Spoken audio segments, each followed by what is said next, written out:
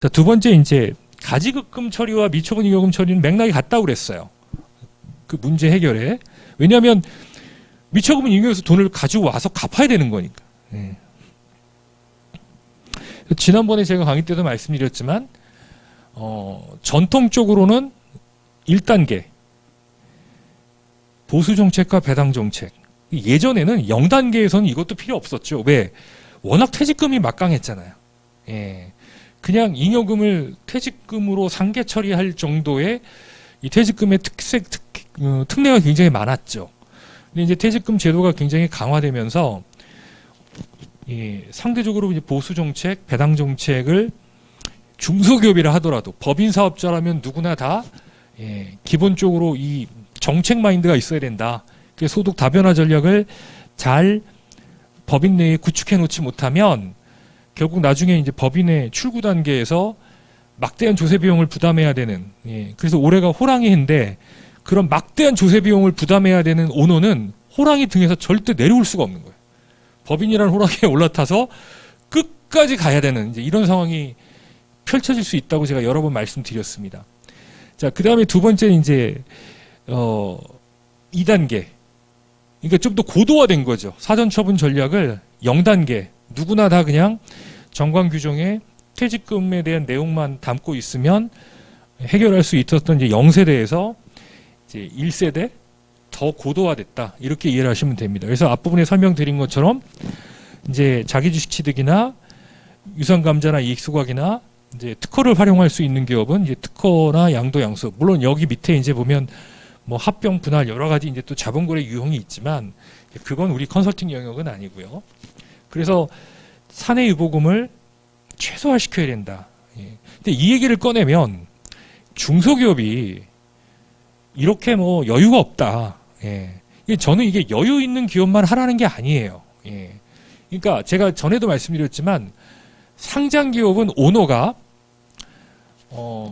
상장할 때까지만 최대한 노력을 하면 그죠? 엑시트는 별로 그 다음에 주주들이 고민이 없어요. 시장에다 내다 팔면 되는 거니까. 근데 비상장은요 내다 팔 수가 없어요. 기업을 성장시키는 것도 오너의 책임이지만 그 기업의 주인인 주주가 엑시트 할 때까지 끝까지 케어를 해줘야 되는 시스템으로 가야 되는 거예요. 그래서 제가 지난번에도 말씀드렸지만 이렇게 구조를 짜놓고 개인 명의로 되어 있는 자산이 언제든 필요하면 다시 법인에 환류될 수 있는 그런 자금 흐름의 선순환 구조를 만들어놔야 된다고 제가 여러 번 말씀을 드렸습니다. 그래서 제가 이제 이걸 저는 개인과 법인의 리밸런싱이다. 적절한 시기에 이게 이제 순환이 될 수 있게. 이 기능은 리스크 관리 측면에서도 굉장히 필요해요. 왜냐하면 이제 법인의 모든 자산이 다 있을 때는 여기 폭탄이 하나 떨어지면 여러분들 마른 건초 위에 성냥불 하나 떨어져 보세요. 다 타버리잖아요. 근데 이제 개인 자산으로 있는 건 이건 법인의 책임이고 물론 연대 책임도 있다면 개인까지 다 책임을 지는 영역이지만 그러니까 기업을 성장시키거나 리스크 관리하는 데 있어서도 이 법인의 자산, 법인 사업자라고 해서 법인에 올인하는 게 아니고 적절한 개인 자산과의 균형 있는 포트폴리오를 유지하는 것은 굉장히 중요한 영역이다. 여러분이 투자할 때 채권과 주식의 적정 밸런스를 유지하는 거와 저는 같다고 봐요. 근데 이제 이런 부분을 소홀히 하고 뒤늦게 이제 이게 사후 처분 전략으로 가면 사실 우리가 증여 단계에서는 할 수 있는 게 많은데 어르신이 막상 돌아가시고 상속 단계에서는 할 수 있는 게 없어요. 이미 다 끝나버렸잖아요. 게임이 다 끝나버렸어요. 마찬가지로 타이밍을 골든 타임을 놓치게 되면은 이제 퇴직금 정산으로 가야 되는 이게 녹록치가 않다고 말씀드렸어요. 실제 내가 등기 이사직을 내려놓는 거는 물론 이거니와 법인에서 완전히 손을 떼야 되거든요. 형식적으로 등기 임원에서 직을 내려놨는데 실제 경영자로서 존재한다 그러면 그것도 부당행위 봐요. 주식을 팔아야 되는데 파는 거 중소기업이 주식 파는 거 절대 녹록치 않죠.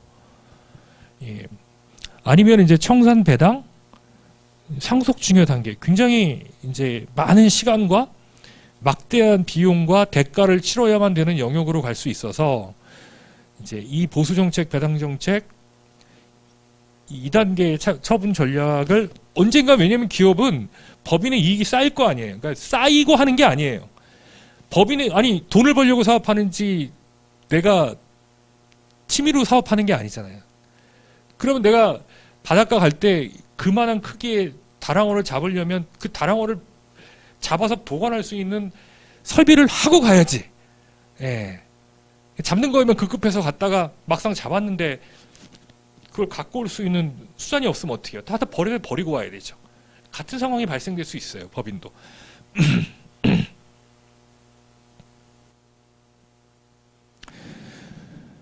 자, 그래서 이제 뭐 항상 이제 여러분 보험인은 최악의 상황을 가정해서 사업자가 됐든 개인이 됐든 인생의 가장 힘든 늪에 빠졌을 때 그 사람이 그 늪에서 헤어나지 못하도록 헤어날 수 있도록 도움을 주는 역할을 하는 게 보험 아니겠어요? 예, 그런 의미에서 이제 만약에 이제 실제 사업주가 어떤 상황이 벌어질 수 있느냐? 실제 법인을 막대한 세금을 주고 정리를 했어요. 아까 말씀드린 것처럼 뭐 40억, 50억 쭉쭉쭉쭉 본인 이용이 늘어나죠. 한 40% 가까운 돈의 세금을 주고 배당을 받았어요. 예. 농담 반 진담 반 세금 낸 게 너무 열받아가지고 스트레스 받아서 죽으면 꽃도 기다리고 있는 게 상속세입니다. 그래서 실질적으로 어느 정도 이익이 나서 소득세 내고 바로 상속이 이어지게 되면 전체 유보금의 이건 뭐 절반이 아니에요. 예. 거의 이제 60% 가까이가 조세 비용으로 나갈 수 있다. 예. 그래서 여러분이 보험과 정합성을 더 갖는 측면, 그러니까 소득세는 내가 살아서 받는 거잖아요. 이거 보험으로 어떻게 해결해 줄 수 있어요? 이건 뭐 보험으로 해결해 줄 수 있는 영역이 아닙니다. 이건 내가 살아서 텍스를 줄이는 영역이고요. 예. 근데 이제 뒤에 이제 상속이 같이 연계가 돼서 발생이 됐을 때는 더 큰 문제죠. 왜? 이건 이제 비상장 주식이라고 하는 유동성이 굉장히 낮은 그 자산에 대해서 부과되는 세금이에요. 그래서 이건 결국 나중에 고스란히 가족의 채무가 될 수 있는 가능성이 높기 때문에 보험이 여기에 끼어들 수 있는 여지가 있는 거죠. 그래서 법인 사업자는 뭐 단기적으로는 세액공제도 받아야 되고 세액감면도 받아야 되고 지원금도 받아야 되고 특허도 내야 되고 인증도 해야 되고 해야 되지만 궁극적으로 그렇게 해서 잉여금이라는 저수지에 돈이 쌓이게 되면 그 뚝이 무너지지 않게 뚝 관리를 잘해야 된다고 제가 여러 번 말씀드린 거예요. 예. 그래서 법인 사업자는 반드시 소득원, 소득자, 소득기관의 다변화를 반드시 해야 된다. 여러 번 말씀드렸습니다. 그래서 소득 다변화를 통해서 일단 이 살인적인 누진세율 구조. 지금은 소득세가 상속세보다 더 많아요. 왜 많냐면 상속세는 그냥 50%잖아요. 소득세는 이미 벌써 최고세율이 49.5%예요. 거기 건보료를 딱 얹으면은 50%가 넘어가요. 예. 옛날에 소득세가 아무리 많아봐야 뭐 구간세율 기준으로 뭐 40%, 지금은 이제 50%가 넘어가 버리는 상황이니까요. 예. 그리고 상속세는 과표를 줄이는 것과 동시에 재원을 마련해야 되는, 과표를 줄이는 가장 좋은 방법 중에 하나가 이제 사전증여고, 사전증여라는 건 이제 법인에서는 주식을 넘겨주는 걸 의미하겠죠.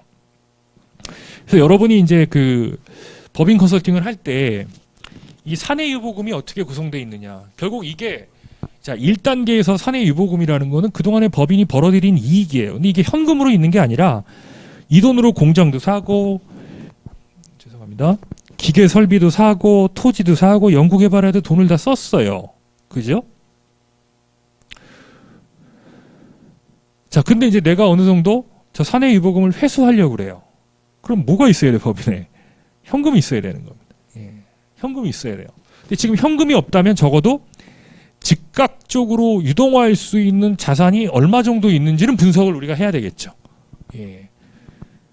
그래서 요건 이제 이 법인의 뭐 현금성 자산, 단기금융자산, 채권자산. 그래서 만약에 이 사람이 본인의 몫의 사내유보금을 지분 상당액을 회수한다면 과연 현재의 자산 구조로 쉽게 회수할 수 있느냐. 세금을 내더라도. 근데 유동화할 수 있는 자산도 없는데 세금은 40% 50%로 해야 된다. 그러면 유동성은 어떻게든 준비를 해야 되잖아요. 그 틈이 또 예, 보험이 소구력 있게 어프로치 소구력을 보험의 소구력을 증대시킬 수 있는 방안이기도 하죠. 실제 많은 제조업들은 현금성 자산 많지 않습니다. 예. 매출 채권 많이 있죠. 근데 이 매출 채권의 상당 부분에는 또 가지급금이 숨겨져 있을 수 있어요. 예. 실제는 돈을 받은 건데 그 먼저 외상대금 받은 걸로 가지급을 상환했다고 하고 그냥 외상 매출 채권은 그대로 존치해 놓는 경우일 수도 있고요. 예. 이 정도까지만 요건 설명드리겠습니다. 자, 지난번에 간단히 말씀드린 거 다시 한번 정리해 볼게요. 자, 창업하고 중소기업이 막 성장을 할 때는 정부가 굉장히 많은 지원을 줍니다. 근데 법인의 이익을 회수해 간다 할 때는 상장기업보다 비상장 법인이 더 불리한 게 많아요. 예. 그때는 쉽게 말하면 골리앗하고 다윗하고 골리앗의 싸움인 것 같아요. 원래는 대기업이 더 많은 페널티를 뭔가 입어야 될 것 같은데 그렇지 않죠. 예. 사내유보금 처분 관련해서 한도 축소됐고 소득세 올라갔고 초과배당 어렵죠. 개인 유사법인 초과 유보소득에 대해서 간주배당제 신설한다고 지금 보류가 됐죠. 이게 취소가 된 게 아니에요. 보류가 된 겁니다. 그 다음에 주식 등 양도시 배우자 증여를 통한 조세 회피를 방지하기 위한 법이 신설이 됐고요. 그래서 갈수록 법인의 돈을 주주가 회수해 갈 때 혹시나 관행적으로 누려왔던 특례 제도들이 계속 줄어들고 있는 거예요. 근데 이거를 계속 나는 그냥 지켜보고 있을 거냐 아니면 내가 조금 더 선행적으로 대처할 것이냐는 중요한 포인트가 되겠죠. 그래서 여기 보시면 이제 관행적인 오남용에 따른 조세 회피를 방지한다. 근데 이제 본인이 이게 오용인지 남용인지를 모르겠죠.